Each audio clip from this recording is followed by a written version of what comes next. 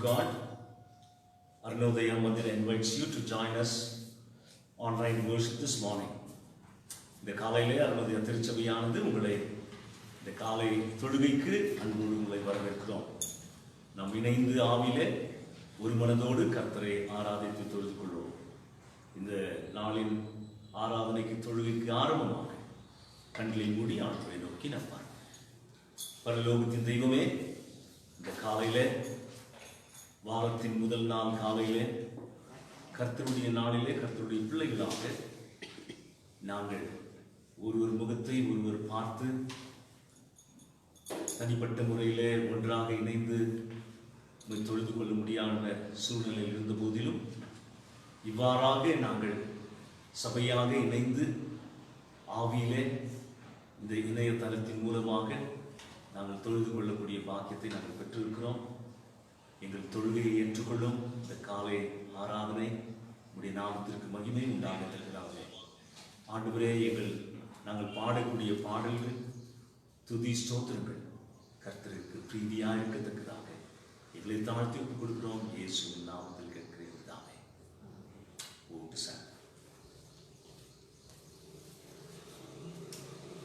Praise the Lord, and this morning I'm sure that everyone is longing to worship Him, and God is good at all times. And we're going to sing this song. In moments like these, I sing out a song. I sing out a love song to Jesus. In moments like these, I sing out a song. I sing out a love song to Jesus. In moments like these, I lift up my hands. I lift up my hands to the Lord, singing, I love you, Lord. Singing, I love you, Lord. Singing, I love you, Lord. I love you. Singing, I love you, Lord. Singing, I love you, Lord. Singing, I love you, Lord. I love you.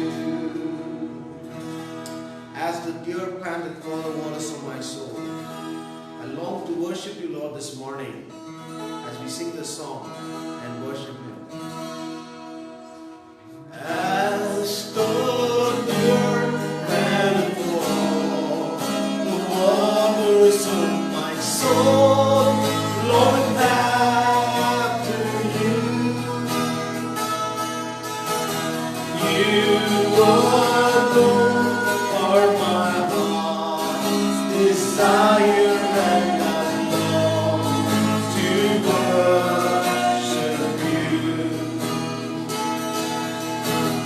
You alone are my strength, my shield.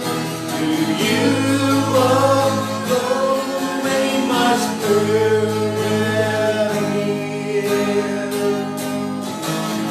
You alone are my heart's desire, and I long to worship you. I want to more than gold, the silver only you can satisfy.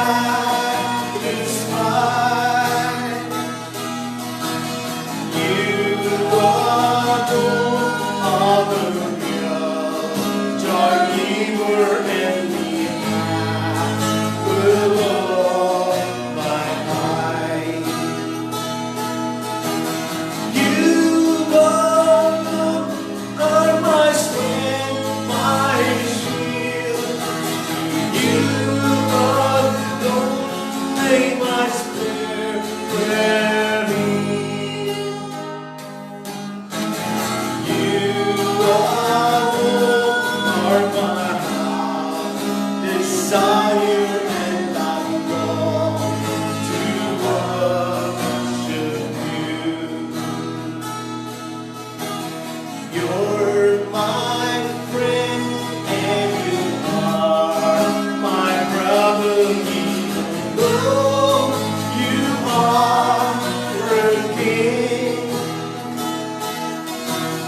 I love you more than any other, so much more than anything.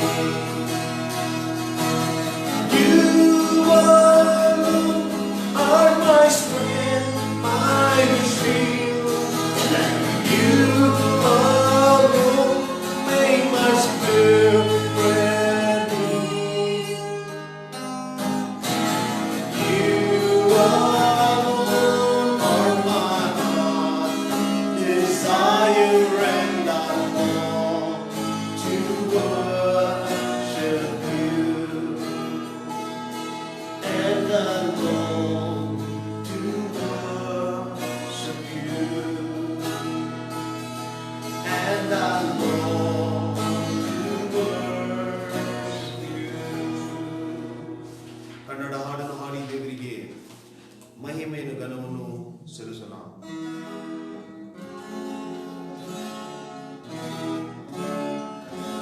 ನನ್ನ ತೀರುವೆನು ಓ ಯೇಸುವೆ ಎಂಬ ಹಾಡನ್ನು ಹಾಡಿ ದೇವರಿಗೆ ಮಹಿಮೆಯನ್ನು ಸಲ್ಲಿಸೋಣ. ನನ್ನ ತೀರುವೆನು ಓ ಯೇಸುವೆ, ನಾನು ನಿನ್ನನ್ನು ಬಿಟ್ಟು ಬಾಳಲಾರೆನು.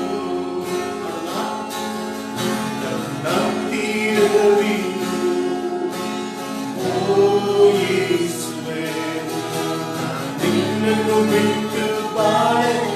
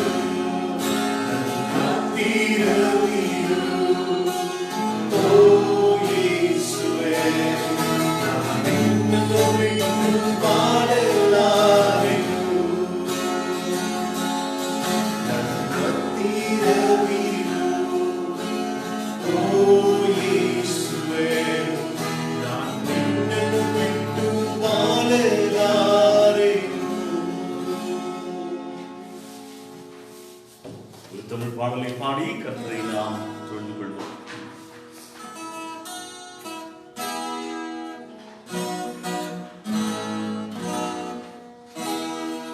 குயவனே குயவனே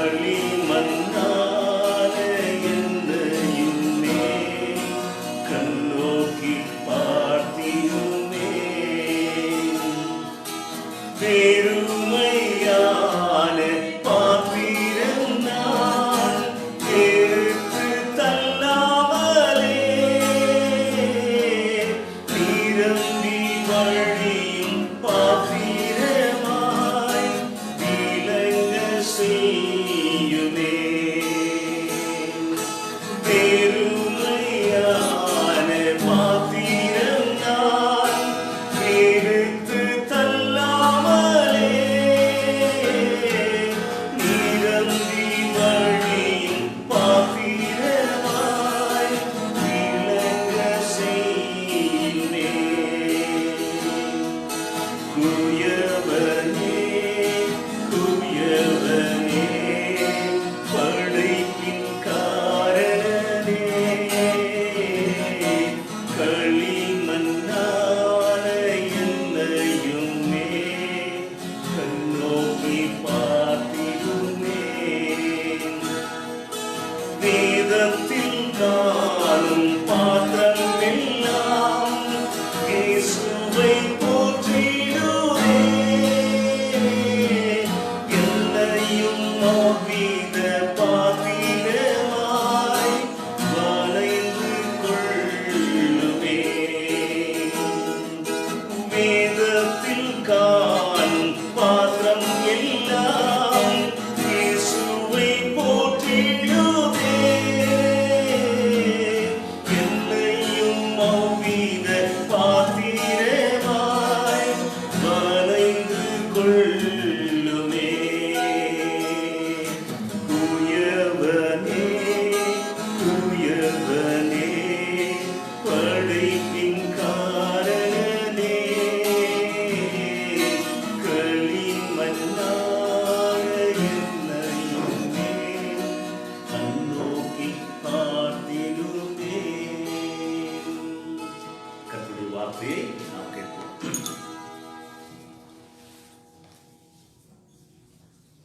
Let's listen to God's word.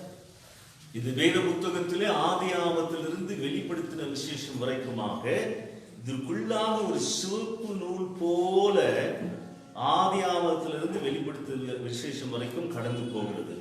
From the beginning of Genesis to Revelation, like a red thread, there is a thread going throughout the Bible. அந்த நூல் யாரை குறிக்கிறது என்றால் Whom does a thread denote? நமது கர்த்தராகிய இயேசு கிறிஸ்துவை குறிக்கக்கூடியதாக இருக்கிறது. It denotes our Lord Jesus Christ. இந்த வேத புத்தகத்தின் மைய ஆள் தத்துவம் கொண்டவர் யார் என்று பார்க்கும்போது ஆண்டவர் மட்டுமே, இயேசுவானவர் மட்டுமே. The central personality of the Bible is Jesus Christ alone. என் அருமையான கர்த்தருடைய பிள்ளைகளே, My dear beloved children of God, இந்த காலையிலே தேவ வசனத்தை கேட்டுக் கொண்டிருக்கிற யாராக இருந்தாலும் சரி, whoever is listening to today's God's message, இதிலே கர்த்தருடைய பிள்ளைகளும் இருக்கலாம், there could be children of God, ஒருவேளை ஆண்டவர் அறியாத பிள்ளைகளும் கூட கேட்டுக்கொண்டிருக்கலாம்.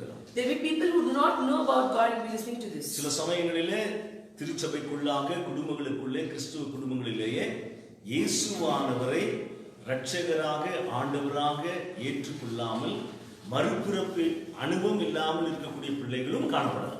There could be people in a Christian family without knowing God and without accepting Jesus as a personal savior also. இந்த காலையில உங்களை பார்த்து கேட்கக்கூடிய கேள்வி, This morning I would like to ask a question at you. எதற்காக இந்த இயேசுவானவர் உங்களுக்கு தேவை? Why do you need this Jesus Christ? ஒரு சிலர் சொல்லலாம், Some could say, விசுவாசிகளும் சொல்லலாம், ஆண்டவரை அறியாத மக்களும் கூட ஒருவேளை சொல்லலாம். believers and those who do not know about God can tell like this. இந்த ஆண்டவர் எனக்கு வியாதியிலிருந்து சுகம் கொடுக்க வேண்டும். This God should give me deliverance from ஆதலாலே disease. இந்த ஆண்டவர் இயேசுவானவர் எனக்கு சுகம் கொடுக்க தேவைப்படுகிறது. This God I need for giving me deliverance from a disease. ஒரு சிலர் சொல்லலாம், Some can say, இந்த ஆண்டவர் என்னுடைய பண கஷ்டத்திலிருந்து விடுதலை கொடுக்க வேண்டும். this God should give me deliverance from a financial clutches. நான் கடனிலே தவித்துக் கொண்டிருக்கிறேன், I'm struggling with debts. பண நெருக்கடியிலே இருக்கிறேன், I'm in clutches of financial இதிலிருந்து needs. எனக்கு விடுதலை தேவை, அதற்காக எனக்கு இந்த ஆண்டவர் தேவை. I need deliverance from this, so I need this God. பிறகு ஒரு சிலர் Some again, என்ன சொல்லலாம், what can they say? நான் விரும்புகிறதை பெற்றுக்கொள்ள வேண்டும். I need to receive what I desire. நான் எதை நினைக்கிறேனோ, Whatever I think, எனக்கு எது தேவை என்று நான் நினைக்கிறேனோ, whatever I think I need, நான் அதை இயேசுவானிடத்தில் போகும்போது நான் பெற்றுக்கொள்ள விரும்புகிறேன். I would like to receive it when I go to Jesus. அதற்காக இந்த ஆண்டவராக இயேசு எனக்கு தேவை. For that I need this Jesus. ஒரு சிலர் என்ன சொல்லலாம், Some can say நான் like இந்த this, பூலோகத்தில் செழிப்பாக வாழ வேண்டும், I need to live prosperous on this earth. அதற்காக இந்த இயேசுவானவர் தேவை. I need this Jesus for that. என் அருமையான கர்த்தருடைய பிள்ளைகளே, My dear beloved children of God, இந்த காரியங்கள் எல்லாம் ஒரு மனுஷனுக்கு அவசியம் இந்த பூலோகத்தில். All these things are basic necessities for a man on ஆனால் this அந்த earth. பூலோக வாழ்விற்கான For the life of this earth, இதெல்லாம் பொதுவானவைகள். these are all general needs. இந்த பொதுவான காரியங்களை For these general needs, ஆண்டவர் எல்லாருக்கும் கொடுக்க வல்லவராக இருக்கிறார். God is enough to give for everybody. வேதவசனம் தெளிவாக சொல்கிறது.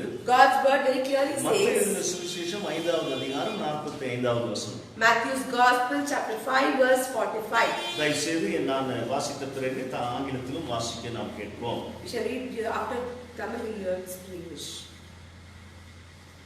இங்கே வாசிக்கும்போது When we read here, இப்படி செய்வதினால் நீங்கள் பரலோகத்தில் இருக்கிற உங்கள் பிதாவுக்கு புத்திரராய் இருப்பீர்கள்.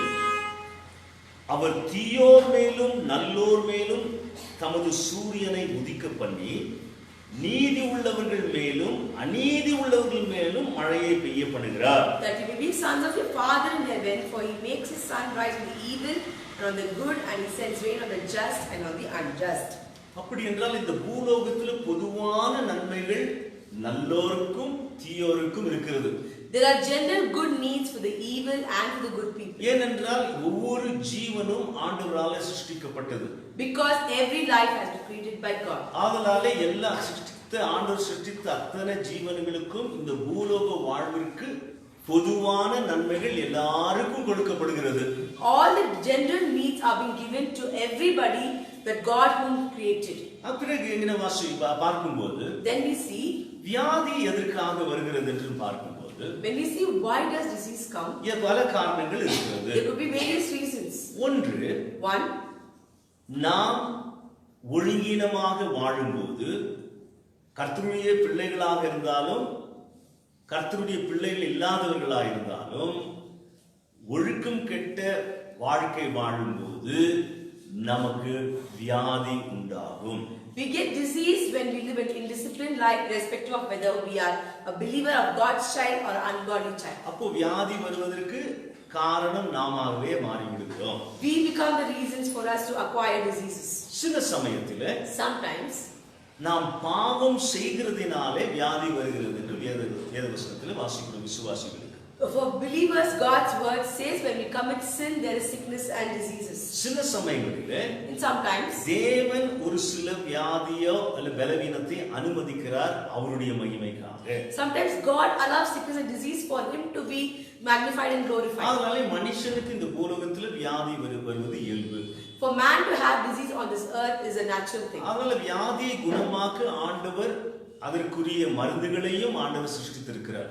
God has also created the medicines for those sickness and அதனாலே அது disease. நல்லவர்களுக்கும் அந்த மருந்து உபயோகப்படுகிறது, கெட்டவர்களுக்கும் உபயோகப்படுகிறது. It is being used for the good people as well as for the bad people. இது பொதுவானவைகள். These are all general things. அதே போல Same way, பிறகு நாம் பண கஷ்டத்தை குறித்தும் பண நெருக்கடியை குறித்தும் பார்க்கிறோம். we saw about financial clutches and financial debts. அது கூட பண கஷ்டமும் பண நெருக்கடியும் வருவதற்கு காரணம் நாமதான் இருக்கிறோம். We become the reason for us to have financial அது difficulties. அவிசுவாசியா இருந்தாலும் சரி விசுவாசியா இருந்தாலும் சரி. It could be a believer or unbeliever, we become the நம்ம reason. சரியான முறையிலே கடவுள் கொடுத்த ஆசீர்வாதத்தை சரியாய் முறையாய் பயன்படுத்தவில்லை என்றால் அது பண கஷ்டத்திற்குள்ளாக வந்து விடுகிறோம். If we do not use what God has given us rightly, we come into financial difficulties. அந்த பண கஷ்டத்திற்கும் காரணம் நாம் தான்.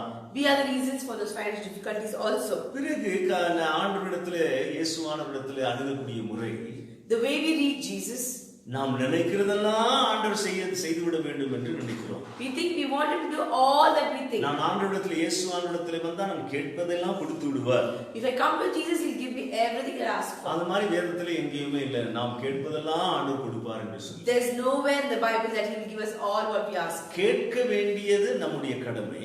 To ask is our responsibility. வேதவசனம் தெளிவாக சொல்லுகிறது அவருடைய சித்தத்தின்படி கேட்கும்போது அவர் நமக்கு செவி கொடுக்கிறார். God's word very clearly says when we ask according to his will, he hears us. பாருங்க, உதாரணமா நம்முடைய பிள்ளைகள் கூட இருக்கிறாங்க. For example, we have our children. நாம் வைத்திருக்கக்கூடிய அத்தனை சொத்தோ அல்லது பணமோ நம்முடைய பிள்ளைகளுக்கு தான் வைத்திருக்கிறோம். We have all the money and property for our children. நம்ம அவங்களுடைய ஆசீர்வாதத்திற்காக நமக்கு இருக்கக்கூடிய எல்லாம் அவர்களுக்கு வைத்திருக்கிறோம். Before their blessing, we have kept all of it for அது them. உலக பிரகாரமான எல்லாரும் செய்யக்கூடியதுதான். It is worldly thing and everybody does it. அப்ப அந்த இருக்கக்கூடிய பிள்ளைகள் The children who are there, ஒருவேளை அந்த பிள்ளை வந்து 5 வயசு பிள்ளையோ ஒரு 10 வயசு பிள்ளையா இருக்கும்போது, maybe he is a 5 or 10-year-old child. அப்போ 25 வயதுக்கு விடக்கூடிய ஒரு சாதனத்தையோ ஒரு பொருளையோ தன் தகப்பனிடத்தில் கேட்கும்போது, if he is asking his father a 25-year-old need, அவங்க தகப்பன் கொடுக்க மாட்டார். the father will not give. அப்ப ஆண்டவர் என்ன சொல்லுவாரு? What will he say? நீ பொறுத்திருப்பா, உனக்கு வயசாகட்டும், நான் பிறகு கொடுக்கிறேன். You wait, let you become old and then. அதே சமயத்துல அந்த சின்ன குழந்தைக்கு தேவையான ஒரு காரியத்தை சின்ன குழந்தைக்கு ஏற்றதை கேட்கும்போது கொடுக்கிறார். If it is a child, a small child requires, he will definitely give. அப்ப ஒரு சில காரியத்தை கேட்கும்போது அந்த பிள்ளைகள் நான் இல்ல கொடுக்க மாட்டேன்றார். If he is asking something, he will say definitely I will not give. அதனால அந்த குழந்தைக்கு வந்து நோய் வரலாம். Because of that, the child could have a disease. அந்த பொருளை வாங்கி கொடுப்பதன் மூலமாக because of the thing that is being bought to him, பலவீனம் அடையலாம். he could become weak. அதனால அதற்கு ஆண்டவர் அந்த தகப்பன் வந்து அதற்கு வாங்கி கொடுக்காம போகிறார். The father does not want to buy it for them. அப்போ அப்பா சொல்லக்கூடிய உத்தரவு என்ன பிள்ளை கேட்கும்போது, what is it when the father says and the child ஆம் என்று சொல்லுகிறார்.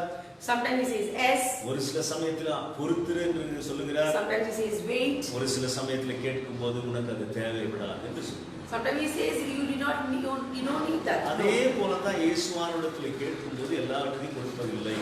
Same way when we ask Jesus, he does not give us everything. எதை எவர்களுக்கு கொடுக்க வேண்டும், எப்பொழுது கொடுக்க வேண்டும் அறிந்து அவர் கொடுக்கக்கூடியவராக இருக்கிறார். What all should be given to whom and when, he knows very well. எதை கொடுக்க கூடாது அது கொடுக்க மாட்டார். அது நமக்கு சரியில்லை என்று ஆண்டவர் நினைக்கும் போது அது கொடுக்க மாட்டார். What he thinks we do not need, he will not give us. அதனால இதெல்லாம் வந்து இந்த பூலோகத்துல இருக்கக்கூடிய காரியங்கள் இயேசுவை அணுகக்கூடிய முறைகள் வித்தியாசமாக இருக்கிறது.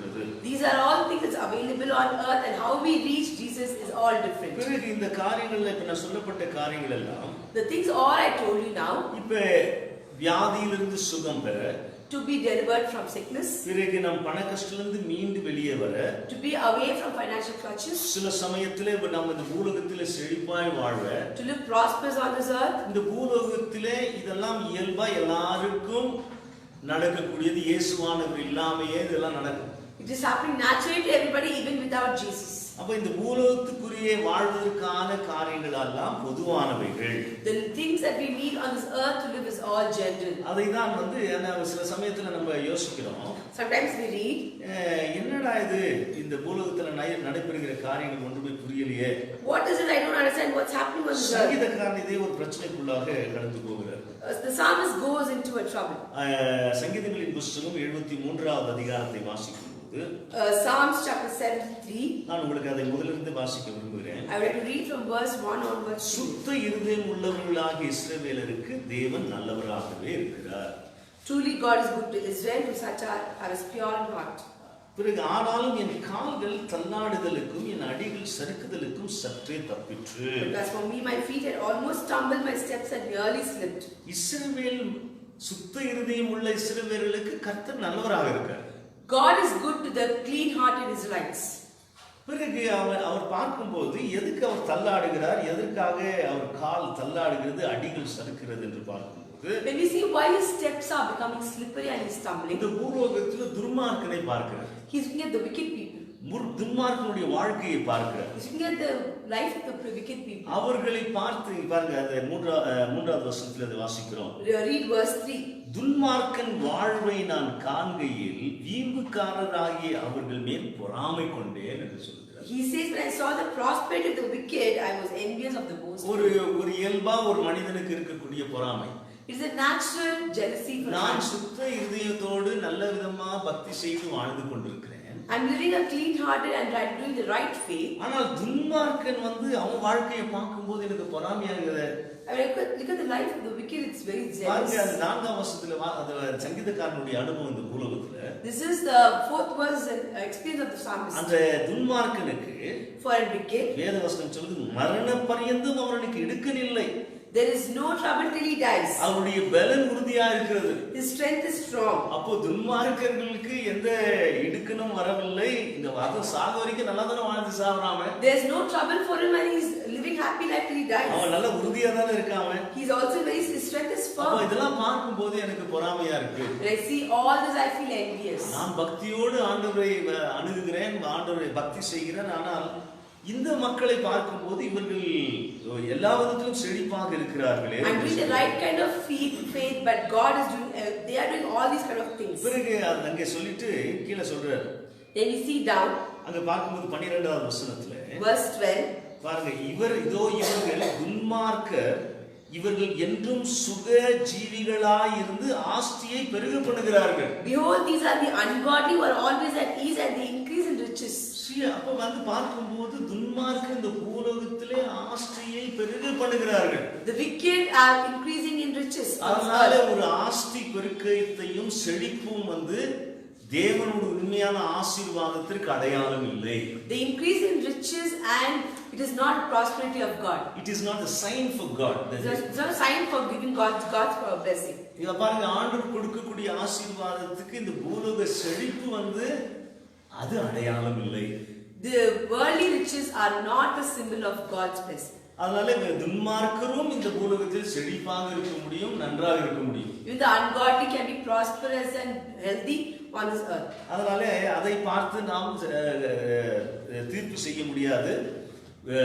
ஐஸ்வர்யம் இருக்கிறவர்கள் ஆசீர்வதிக்கப்பட்டவர்கள், ஐஸ்வர்யம் இல்லாதவர்கள் ஆசீர்வாதம் இல்லாதவர்கள் என்று நம்ம சொல்ல முடியாது. We cannot see that and decide that those who are blessed have riches and those who are not blessed do not have riches. பாருங்க, அதுதான் வந்து சங்கீதக்காரன் சொல்லுகிறார். That's what the psalmist says. 16-17 உங்களுக்கு வாசிக்கிறேன். அது 73 verse 16 and 17. இதை அறியும்படிக்கு யோசித்து பார்த்தேன். When I thought how to understand this. யாரே சங்கீதக்காரன் சொல்ற இதெல்லாம் பார்க்கும்போது என்ன ஆண்டவரே அப்படின்னு பார்க்கும்போது யோசித்து பார்க்கிறார். Psalmist is thinking about all of this. நான் தேவனுடைய பரிசுத்த ஸ்தலத்துக்குள் பிரவேசித்து I went into the sanctuary of God. அவர்கள் முடிவை கவனித்து உணரும் அளவும் Until then I understood their அது end. எனக்கு என் பார்வைக்கு விசனமாய் இருந்தது. It was too painful for me. அவனா அவங்க முடிவை பார்க்கிறதுக்கு வரைக்கும் எனக்கு வசனப்பட்டேன் நான். It was very painful until I saw their end. அப்புறமா அவர் சொல்றார், Again he says, துன்மார்க்கமாய் வாழக்கூடியவர்களுடைய முடிவு எப்படி இருக்குமா? what is the end of the ungodly people? நிச்சயமாக நீ அவர்களை சறுக்கலான இடங்களில் நிறுத்தி பாழான இடங்களில் விழ பண்ணுகிறீர். Surely you set them in slippery places and cast them down to destruction. அதனால அவருடைய முடிவு ரொம்ப பரிதாபமா இருக்கும். Their end is very slippery அதனால இந்த place. பூலோகத்துல வந்து நமக்கு ஐஸ்வர்யம் தேவைதான். We need riches on this earth. ஆனால் அந்த ஐஸ்வர்யம் எந்த சாதனத்திலிருந்து எங்கிருந்து வருகிறது, அதனுடைய உறைவிடம் எங்கிருந்து வருகிறது? Which is the source of that riches? பாருங்க, வேதவசனத்துல வாசிக்கிறோம். God's word says, ஐஸ்வர்யம் வந்து துன்மார்க்கத்தினால கூட நம்ம என்ன செய்யணும்னா ஐஸ்வர்யவான ஆகலாம். even by ungodly means and wicked means we can அது become rich. விசுவாசியானாலும் சரி அவிசுவாசியானாலும் சரி முறைகேடாக தப்பறையாக அவன் ஐஸ்வர்யத்தை சம்பாதிக்கும் பொழுது, whether believer or unbeliever, he earns the riches. நீதிமொழிகள் 15வது அதிகாரம் 6வது வசனத்துல வாசிக்கிறோம். We read in Proverbs 15 verse 6. துன்மார்க்கனுடைய வருமானத்திலோ துன்பம் உண்டு என்று வாசிக்கிறோம். We read that there is sorrow in the income of a wicked person. பாருங்க, துன்மார்க்கனுடைய வருமானத்துல என்ன உண்டு?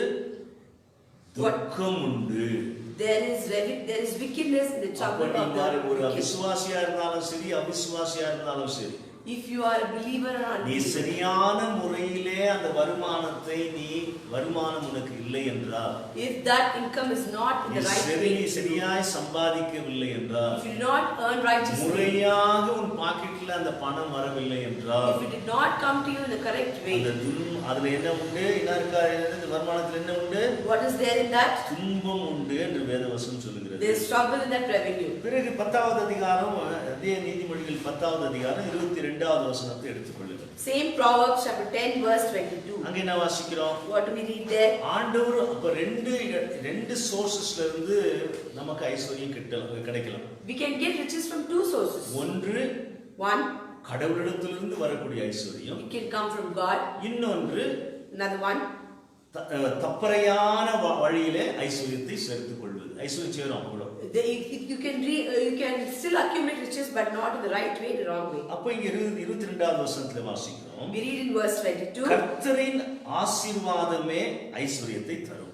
The blessing of the Lord makes one rich. அப்போ கர்த்தருடைய ஆசீர்வாதத்தில் ஒரு ஆண்டவர் ஐஸ்வர்யத்தை கொடுக்கும்போது அது ஆசீர்வாதம் தான்.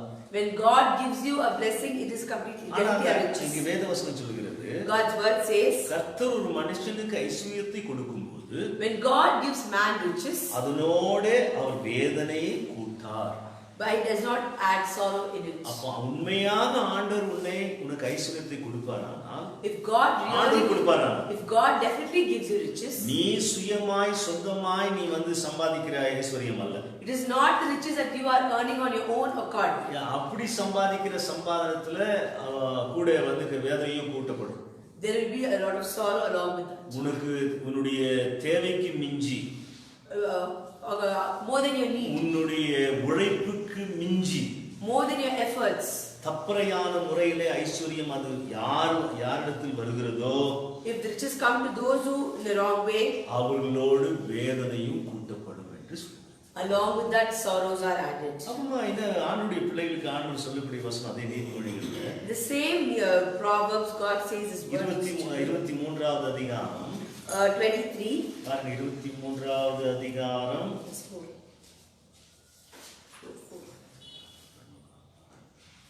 4வது வசனம், 4th verse. அங்க வாசிக்கும் போது, ஐஸ்வர்யம் ஆக வேண்டும் என்று பிரயாசப்படாதே. Do not overwork to be rich.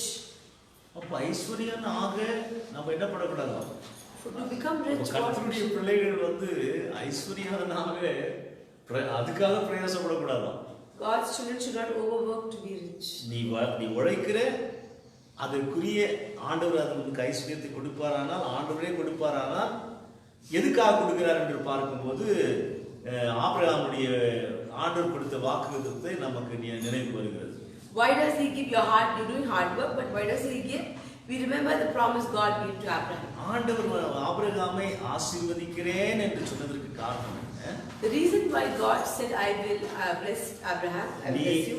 ஆசீர்வாதமாய் இருப்பதற்கு உன்னை ஆசீர்வதிக்கிறேன் என்று சொன்னார். I will bless you to be a blessing. நீ ஆசீர்வாதத்தை பெற்று உனக்காக சுயநலமாக வாழ்வதற்கு அல்ல.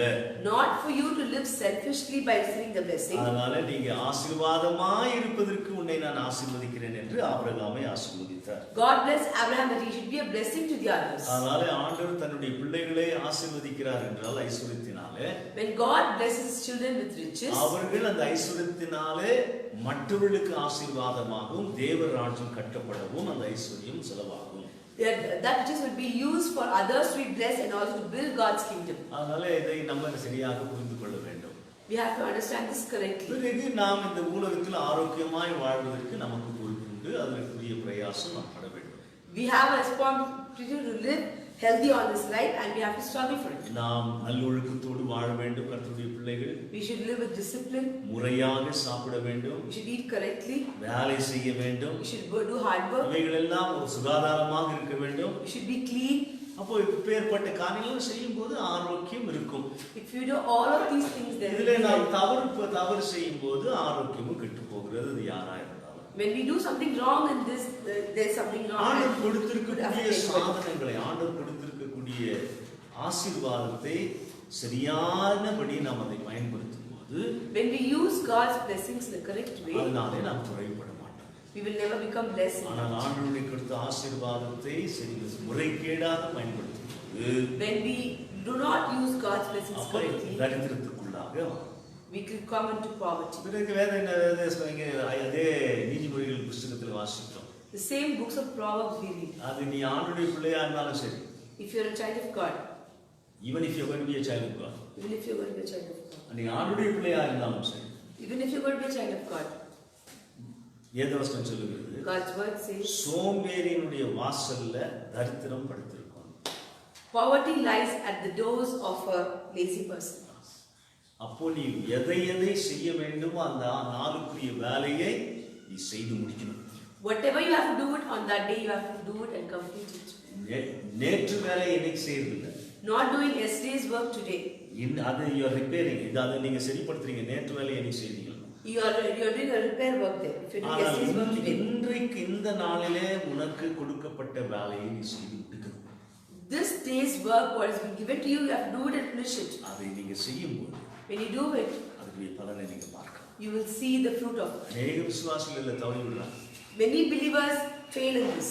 அவங்க உழைக்கிறது, in their hard work. அவங்களுக்கு கொடுக்கப்பட்ட வேலையை செய்வதில்லை. To do the work that's been given to you. யாரா இருந்தாலும், whoever it is, அவர்களுக்கு ஆரோக்கியம் இருக்காது. There will be no help for them. தரித்திரம் இருக்கும். They'll have poverty. அருமையான கர்த்தருடைய பிள்ளைகளே, My dear beloved அப்ப children, இயேசுவானவர் இது வந்து பொதுவான காரியம் இந்த பூலோகத்தில் வாழ்வது. these are general things for us to live on this earth. பூலோகத்துல நம்ம ஆரோக்கியமா வாழணும். We should live healthy on this earth. நம்ம தரித்திரத்துல இருக்கக்கூடாது. We should not be in poverty. நம்ம நல்ல எல்லா விதத்திலையும் நமக்கு போதுமானதாக இருக்கக்கூடிய வாழ்க்கை வாழ வேண்டியது அவசியம்தான். It is important that we have to live in a sufficient life in everything. இதுல கர்த்தருடைய பிள்ளைகளாகிய நாம் செய்ய வேண்டிய வேலையை நம்ம செய்யணும். What children of God, whatever work we have to do. கர்த்தர் செய்யக்கூடியது கர்த்தர் செய்வார். What God has to do, He will do it. கர்த்தர் செய்யக்கூடியதை நம்மால செய்ய முடியாது. What God has to do, we cannot do. நாம் செய்யக்கூடியதை கர்த்தர் செய்ய மாட்டார். What we have to do, God will not do it for us. ஏன்னா நாம் தான் செய்ய வேண்டும் என்று எதிர்பார்க்கிறார். He expects us to do that particular work. வேதத்தினுடைய உபதேசத்தின்படி வேத வெளிச்சத்திலே நம் வாழ்க்கையை நடத்தும்போது When we live our life according to the light of God's word, பூலோகத்திலே நாம் ஆரோக்கியமாக நல்ல விதமாக இருக்க முடியும். we can live in a healthy life on this earth. இதற்கு மிஞ்சி சில காரியங்களை ஆண்டவர் அனுமதிக்கிறார் என்றால் ஒரு கர்த்தருடைய பிள்ளைகளுக்கு For apart from this, if God is allowing certain things for children of God, உன்னுடைய வேலையை நீ சரியாய் செய்த பின்னரும் கூட even after doing your work, ஆண்டவருடைய மகிமைக்காக அதை செய்கிறார். ஏதோ ஆண்டவர் அது மூலமாக மகிமைப்படுகிறார். you are doing it for God's glory, and God is being glorified through it. இதை கேட்டுக்கொண்டிருக்கிற கர்த்தருடைய பிள்ளைகளே, My beloved children of God who are listening to this, நீங்க ஆண்டவருக்கு முன்னால சரியா உங்களை பற்றி நீங்க ஆராய்ந்து பார்க்க வேண்டும். you have to examine yourself before God. எதிலே நீங்கள் குறைவுபட்டிருக்கிறீர்கள் இந்த நாளிலே நீங்கள் கேட்டுச்சு. Where have you become insufficient and you have need? பிறகு ஆண்டவர் நமக்கு என்னதான் வாக்கு கொடுத்திருக்கார்? What is the promise God has given us? எங்கேயுமே ஆண்டவர் வாக்கு கொடுக்கல நீ ஆண்டவருடைய பிள்ளையானா நீ ஐஸ்வர்யவானா மாறுவேன்னு சொல்லி. Nowhere God has given you a promise that if you become a child of God, you will become rich. ஆனா ஒரு சிலருக்கு ஆண்டவர் ஐஸ்வர்யத்தை கொடுக்கலாம். For some, God could give riches. ஒரு சிலருக்கு ஆண்டவர் ஐஸ்வர்யத்தை கொடுக்க மாட்டார். For some, He might not give. அதனால ஆண்டவருக்கு தெரியும் யாருக்கு எதை கொடுக்கணும்னு சொல்லி. God knows whom to give and what to give. ஐஸ்வர்யம் யாருக்கு கொடுத்தா கெட்டு போவாங்கன்னு நினைக்கிறாரோ அவங்களுக்கு ஐஸ்வர்யத்தை கொடுக்க மாட்டார். For whom if He gives riches, if they are spoiled, He will not அவங்க give. விசுவாசம் கெட்டு போகும். Their faith will be அவங்க lost. வாழ்க்கை கெட்டு போகும். Their life will be lost. ஐஸ்வர்யத்தினால பிறரையும் கெடுத்துருவாங்க. Because of riches, they will spoil the others அப்படின்னு also. அவங்களுக்கு ஐஸ்வர்யத்தை கொடுக்க மாட்டார். He will not give riches to them. ஆனால் ஐஸ்வர்யத்தை கொடுக்கும்போது யார் சரியா அதை பயன்படுத்துகிறார்களோ ஆண்டவருடைய நாமத்தின் மகிமைக்காக அவங்களுக்கு ஆண்டு கொடுப்பார். When He gives riches, whoever uses it correctly for God's name to be glorified, He will give to them. அதே சமயத்துல உங்களுக்கு இப்ப ஞாபகம் வரும் உங்களுக்கு ஒரு சில காரியம் ஒரு ஆட்கள் உங்க கண்கு முன்னால வரலாம். Some people could come into your minds now. அப்ப இந்த மாதிரி ஆளவ இதுவே பண்ணாத வச்சிருக்கிறாரு இவருக்கு எப்படி வந்து ஐஸ்வர்யம்? So some people do not know anything. They have அவர் அப்ப ஆண்டவர்கிட்ட இருந்து பெற்றுக்கொள்ளவில்லை. அது வேற சோர்ஸ்ல இருந்து அவருக்கு கிடைத்த He ஐஸ்வர்யம். did not receive it from God. ஆனா It is அவருக்கு from someone else. அப்பேற்பட்ட ஆட்களுடைய குடும்பத்திலும் அவருடைய வாழ்க்கையிலும் வேதனை இருக்கிறத பார்க்கலாம். We can see sorrow being added in their துன்பம் family, in their lives. இருக்கிறதை பார்க்கலாம். We can see a lot of trouble. இந்த ஆண்டவர் நமக்கு என்னதான் வாக்கு கொடுத்திருக்காரு? What is the promise God has given us? மத்தேயு எழுதின யோவான் எழுதின சுவிசேஷம் 10வது அதிகாரம் 10வது வசனம். John's Gospel chapter 10 verse 10. யோவான் 10:10. John 10:10. ஆண்டவர் என்ன சொல்றாரு? What does God say? திருடன் திருடவும் கொல்லவும் அழிக்கவும் வருகிறானே அன்றி வேறொன்றுக்கும் வரான்.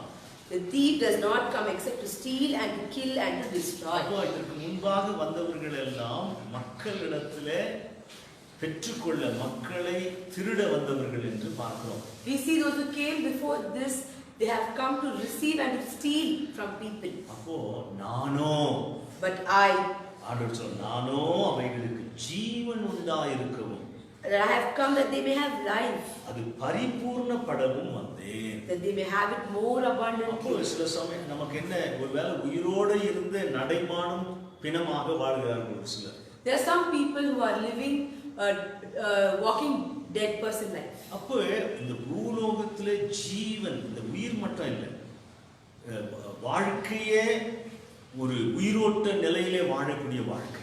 Not only life on this earth, but to have a rejuvenating and a energetic life. சிலரை பார்த்து சொல்றேன் இல்லைங்களா, You look at some people and say, என்னப்பா அவன் செத்து போன மாதிரி இருக்கிறானப்பா, he looks like a dead person. எந்த முகத்துல எந்த பிரகாசம் இல்லை, There's no brightness on his வாழ்க்கையில face. எந்த தெளிவும் இல்லை, There's no clarity in his life. எவ்வளவு மந்தமா இருக்கான் அந்த ஆள். He looks so dull. வெளி பார்க்கும் போது இப்படி சொல்லிடுறாங்க இல்ல சிலர். When they see at him, they just say அவன் உள்ள அந்த ஜீவன் இல்லை. does not have energetic அப்ப life. இந்த ஆண்டவர் என்ன சொல்றாரு, இந்த பூலோகத்தில் இருக்கும்போது God says when we are on this அந்த earth, ஜீவனோடு வாழக்கூடிய வாழ்க்கையை ஆண்டவர் கொடுக்கிறார். God gives us that energetic life to live. அந்த ஜீவன், அது கரெக்டான That வார்த்தை. life. இங்கிலீஷ்ல சரியான வார்த்தை energetic life. Okay, full of energy.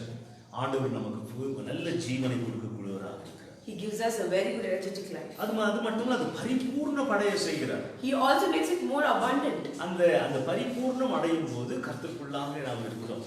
When it becomes abundant, we are in God. பிரசன்னத்துக்குள்ளாக போகிறோம். We go into God's presence. அவன் பிறகு இந்த ஆண்டவர் நமக்கு வாக்கு கொடுத்திருக்கார். What is another promise God has given us? 28வது வசனம், அதே 28வது வசனத்துல John's Gospel, so 10 and 28. இயேசுவானவர் கொடுத்த ப்ராமிஸ் இதான்.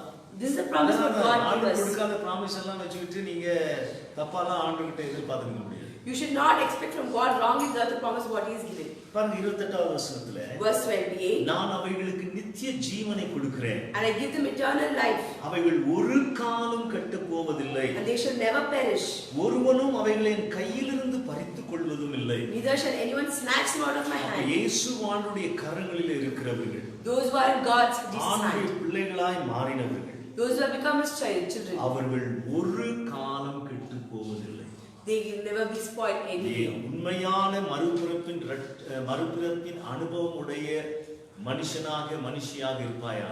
If you are a true person who has been born நீ again, ரட்சிக்கப்பட்ட அனுபவம் இருக்குமேயா, if you have the experience of being saved, நீ உனக்கு நித்திய ஜீவன் உண்டு, you have eternal நீ life.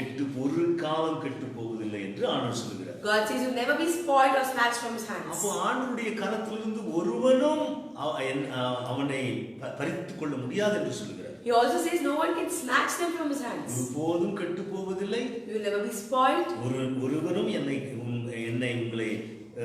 என் கையில் இருந்து உங்களை பறித்துக் கொள்ள முடியாது என்று சொல்கிறார். Nobody can snatch you from my hands. அப்படின்னா நம்முடைய ரட்சிப்பானது அவ்வளவு நிச்சயமாக அவ்வளவு பாதுகாப்பாக இருக்கிறது. That means our salvation is so known and so உண்மையான strong and ரட்சிக்கப்பட்ட so பிள்ளையா definite. If you are really a true child of God. கிறிஸ்துவ மதத்தில் இருக்கக்கூடிய மனுஷியா இருந்தா அது அவங்களுக்கு இந்த வாக்குத்தத்தம் அல்ல. If you are a man or woman who is just in Christianity, this promise does not go to you. இதை ஆண்டவர் வாக்கு கொடுத்திருக்கார். This is the promise God has given you. பிறகு 11வது அதிகாரம் அதே யோவான் எழுதின சுவிசேஷம் 25-26 வாசிப்போம். We shall read same John's Gospel chapter 11 வேற என்ன 24 and சொல்கிறாரு? 25. என்ன ஆண்டவர் வாக்கு கொடுக்கிறாரு? What's another promise He has given? அதை நான் உங்களுக்கு வாசிக்கிறேன், கவனிங்க.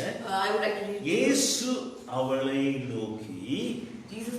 நானே உயிர்த்தெழுதலும் ஜீவனுமாய் இருக்கிறேன், என்னை விசுவாசிக்கிறவன் மரித்தாலும் பிழைப்பான்.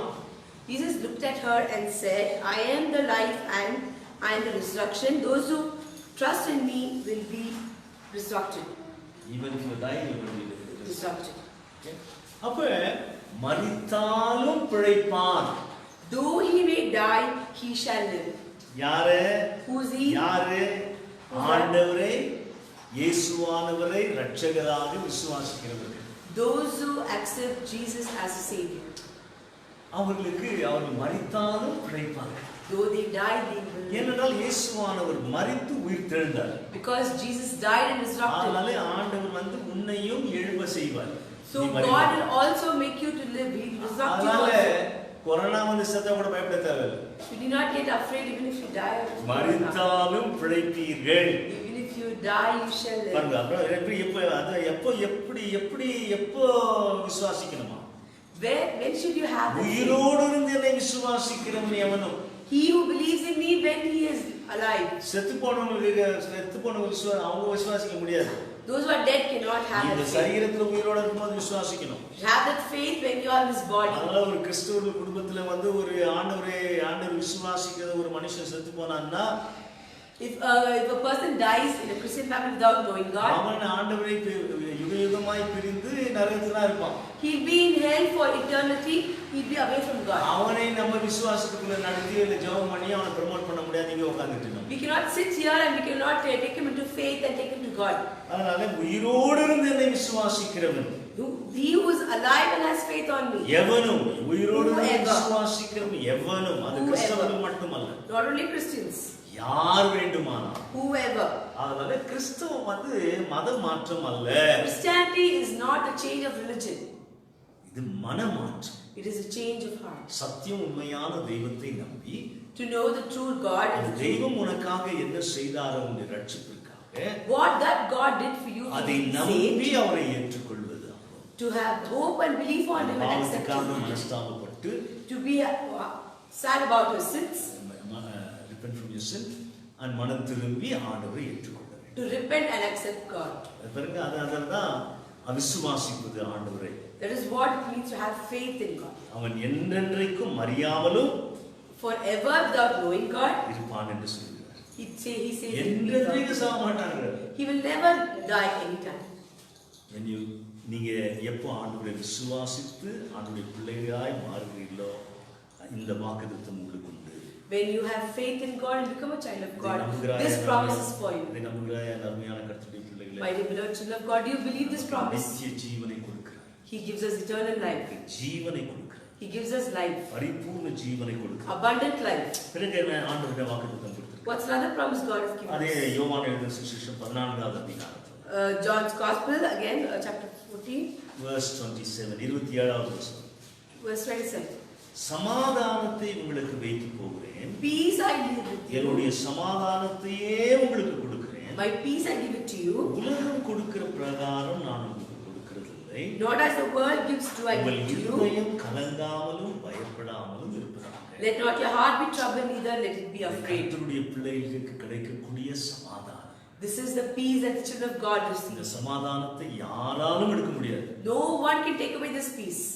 இந்த சமாதானத்தை நமக்கு ஆண்டவர் கொடுக்கிறார். God gives us that peace. எல்லா சூழ்நிலையிலும் In all situations, சமாதானத்தோடு நம்மால கர்த்தருடைய பிள்ளைகள் இருக்க முடியும். we all can live with peace as இந்த children of God. சமாதானத்தை ஆண்டவர் கொடுக்கிறேன் என்று வாக்குத்தத்தம் செய்திருக்கிறார். God has promised that He is giving us this peace. பிறகு யோவான் எழுதின சுவிசேஷம் 6வது அதிகாரம் 35வது வசனத்தில் வாசிக்கிறோம். Same John's Gospel, chapter 6, verse 35. 35. 35வது வசனத்திலே Verse 35. என்ன சொல்லுகிறார் பாருங்க. What does He say? இயேசு அவர்களை நோக்கி, Jesus said to them, ஜீவ அப்பம் நானே.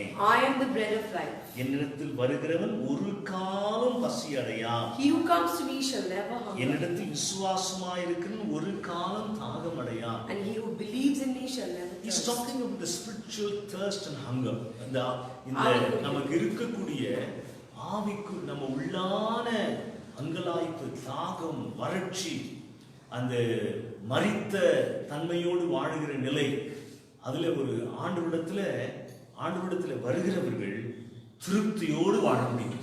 Those who come to God can live with the complete satisfaction, with the thirst and the hunger being quenched. அப்ப இந்த பூலோகத்துல எதுவுமே நம்மை திருப்தி செய்ய முடியாது. ஆனா ஆண்டவர் நமக்குள்ள இருக்கும்போது திருப்தியோடு வாழும். Nothing can satisfy us on this earth. When God is with us, we can live with abundance and satisfaction. அதனால ஆண்டவர் வேற என்னத்தை ப்ராமிஸ் பண்ணார்?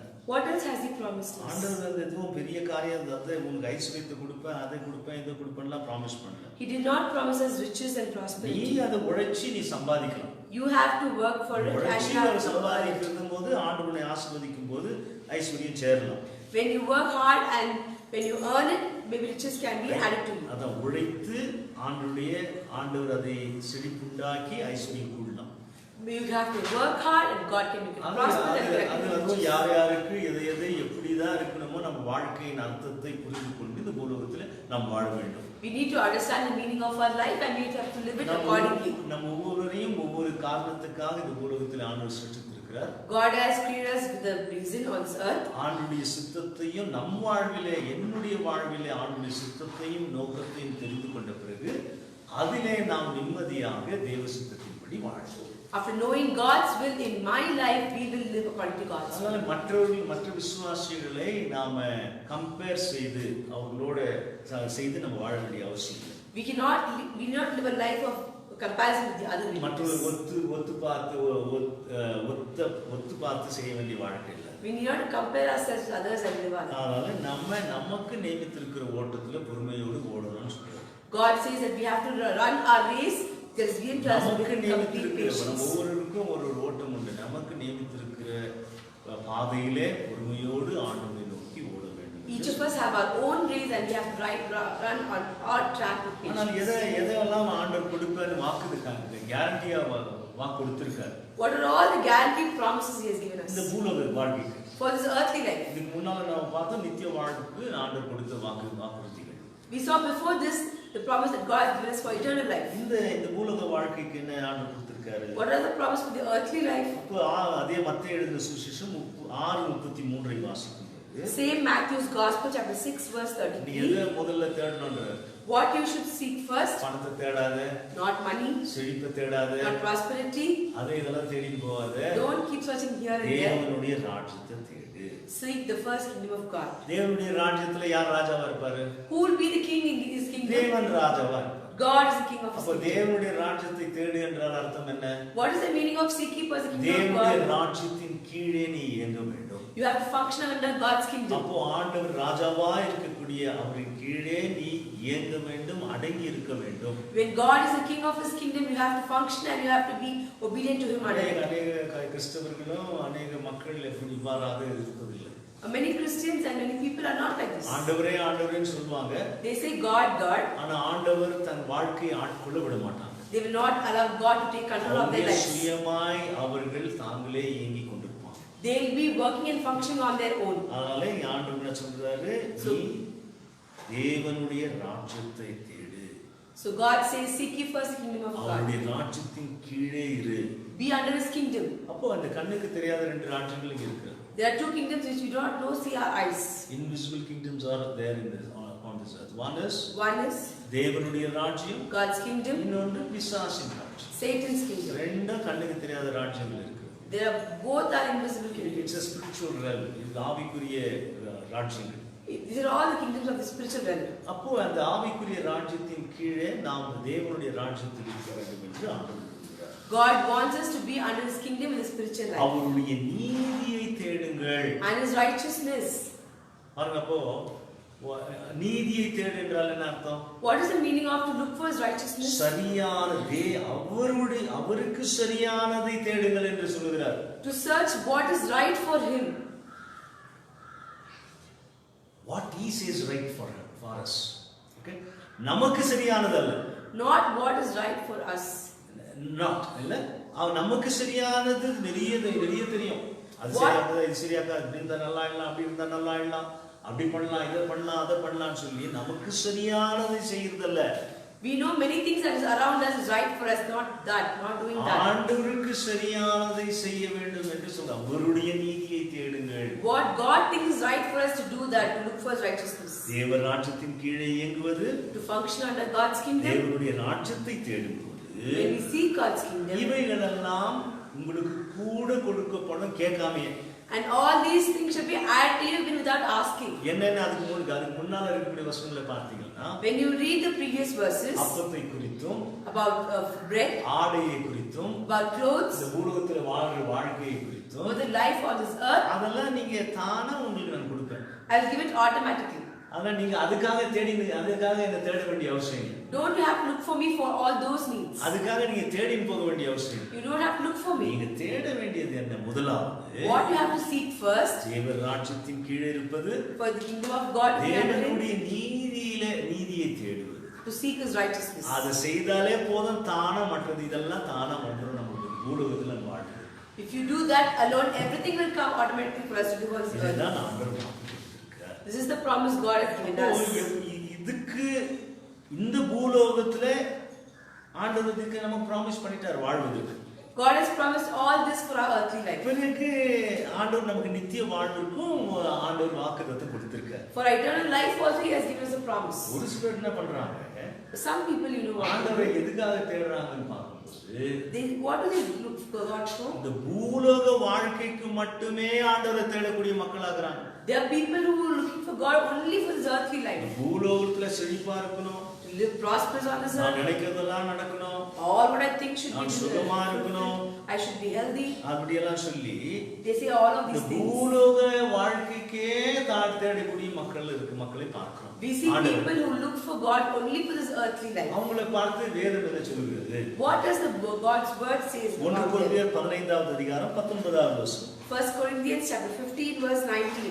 நான் வாசிக்கிறேன், தயவு செய்து கூர்மையா கவனிங்க. I would like to read, please listen very clear. இமைக்காக நான் இந்த பூலோக வாழ்வுக்காக, If in this life only, இந்த வாழ்விற்கு, for this life alone, இமைக்காக மாத்திரம் நாம் கிறிஸ்துவின் மேல் நம்பிக்கை உள்ளவர்களாயிருந்தால் in this life, எல்லா மனுஷரை பார்க்கிலும் பரிதபிக்கப்படத்தக்கவர்களாய் இருப்போம். If in this life only we have hope in Christ, we are all of men the most pitiable.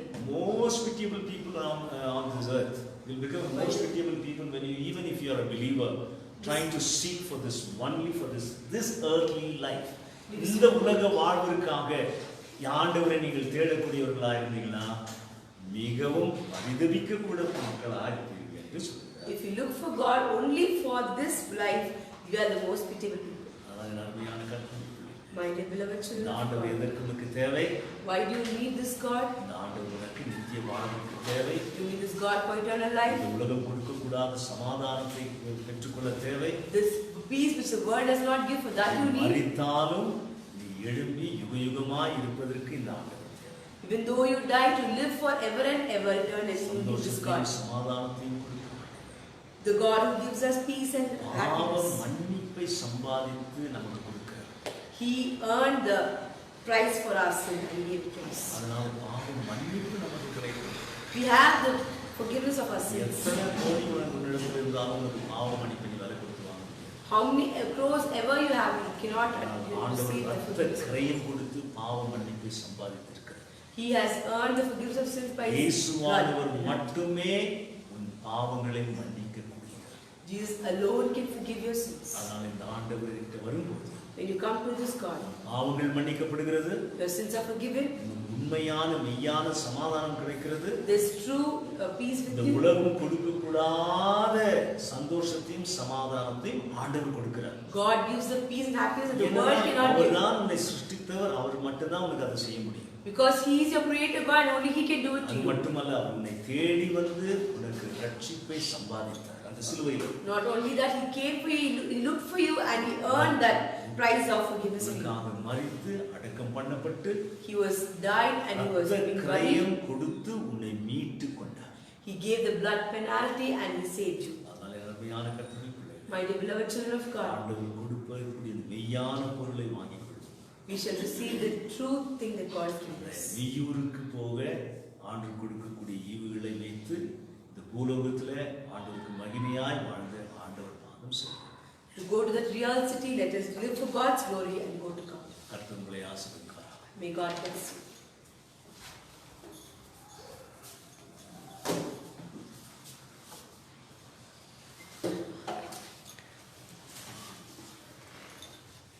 Only for this earthly life we seek Jesus. It is more pity, and we need His forgiveness, because this is not our home. We are not going to be eternally here. We are going to be with Him eternally. So let us, Lord, I need you because to live with you eternally. மன்னிக்கும் தேவன் நீரே என்ற பாடலை பாடி வந்தரையாளர்.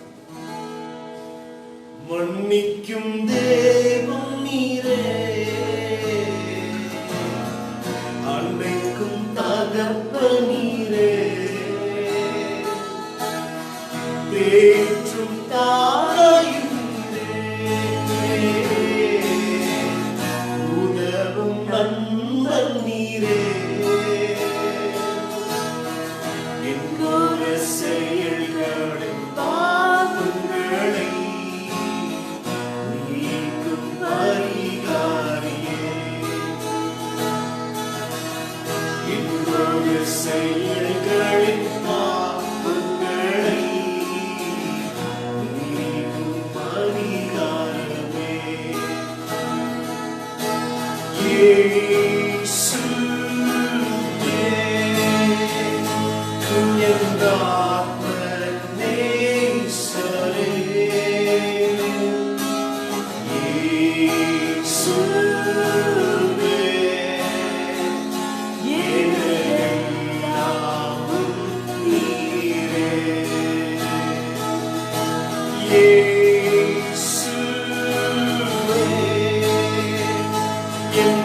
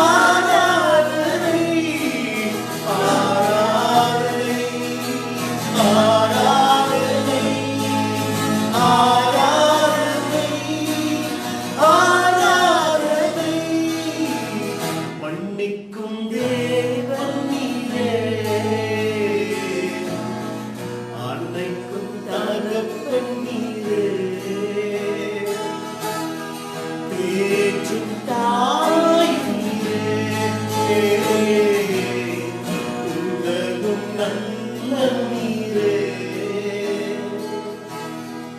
என்பூர செயல்களில் பாவங்களை நீக்கும் பரிகாரமே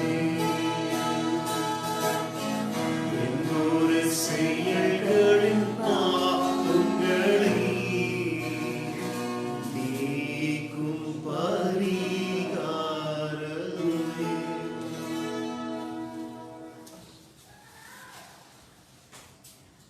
இரக்கமும் கிருபையும் நிறைந்த நல்ல ஆண்டவரே, இந்த காலை நேரத்தில் நாங்கள் நன்றி செலுத்துகிறோம். ஆண்டவரே, நாங்கள் இந்த வசனத்தை நாங்கள் கேட்டோம். நீர் கொடுத்திருக்கக்கூடிய வாக்குறுதிகளை நாங்கள் கேட்டோம். ஏசப்பா, எங்களுடைய பாவத்திற்காக நீர் அந்த பூலோகத்திற்கு வந்து ஆண்டவரே சிலுவையை சுமந்து சிலுவையில் ஜீவனை விட்டி ஆண்டவரே உம்மை தன்னுடைய வாழ்க்கையில சொந்த ரட்சகராக ஏற்றுக்கொள்ளக்கூடியவர்களை பிள்ளைகளாக நீர் மாற்றுகிறீர். அப்படியாக அந்த பாக்கியத்தை நீர் எங்களுக்கு கொடுத்தீர். நன்றி செலுத்துகிறோம் அப்பா.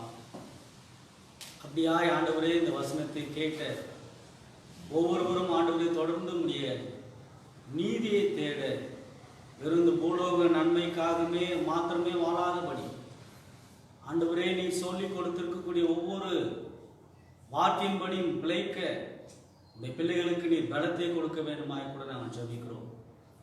அப்படியாய் ஆண்டவரே, எல்லா சூழ்நிலையிலும் உண்மையே நம்பி உமக்காக மாத்திரமே வாழ இந்த பிள்ளைகளுக்கு நீர் உதவி செய்ய வேண்டுமாய் கூட நாங்கள் ஜெபிக்கிறோம். அது மாத்திரமல்ல சுவாமி, இந்த நாளில் நித்திய ஜீவனை நீர் இந்த பூலோகத்தில் எங்களுக்கு கொடுத்திருக்கிறபடினால அதற்காக மாத்திரமே நாங்கள் இந்த பூலோகத்தில் வாழ என் தேவன் நீர் உதவி செய்யுங்கப்பா. அது மாத்திரமல்ல, இந்த நாளில் விசேஷமாய் ஆண்டவரே ரட்சிக்கப்படாத பிள்ளைகளுக்காக கூட நாங்கள் ஜெபிக்கிறோம். இந்த வார்த்தை கேட்ட ஒவ்வொருடைய இருதயத்திலும் நீர் கிரியை செய்யுங்க ஆண்டவரே.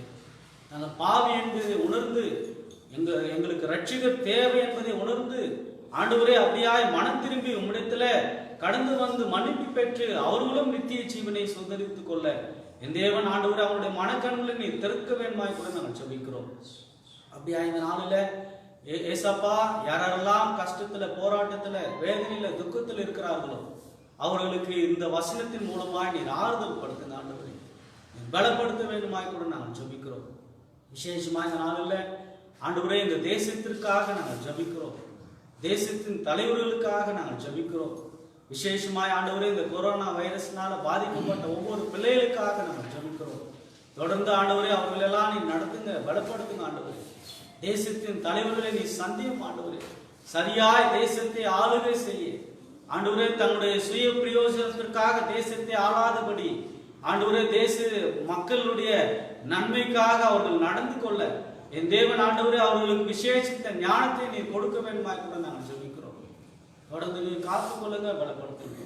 எங்க திருச்சபையின் பிள்ளைகள் ஒவ்வொருவருக்காக நாங்கள் ஜெபிக்கிறோம் ஆண்டவரே. இந்த காலை நேரத்தில் தொடர்ந்து அவர்களுடைய ஆண்டவர் இருதயத்துல இந்த வசனமாகப்பட்டது கிரியை செய்து தொடர்ந்து ஆண்டவரே ஆவிக்குரிய ஜீவியத்துல ஆண்டவரை கணிப்பு கொடுக்கக்கூடிய பிள்ளைகளாய் நீர் எடுத்து எங்க திருச்சபையின் பிள்ளைகளையும் உம்முடைய பிள்ளைகளையும் நீர் ஆண்டவரை அப்படியாய் நடத்த போவதற்காக நான் நன்றி செலுத்துகிறோம். எல்லா துதி கனமையுமெல்லாம் ஒருவருக்கு செலுத்தி இயேசுவின் மூலம் வேண்டுகிறேன் எங்கள் ஜீவனுள்ள நல்ல ஆண்டவரே. ஆசீர்வாதத்தை பெற்றுக்கொள்ளும். நமது கர்த்தராகிய இயேசு கிறிஸ்துவின் கிருபையும் பிதாவாகிய தேவனுடைய அன்பும் பரிசுத்த தேவ ஆவியானவருடைய அந்யோன்ய ஐக்கியம் ஆசீர்வாதம் நம் அனைவரோடும் கூட இன்றும் என்றும் சதா காலம்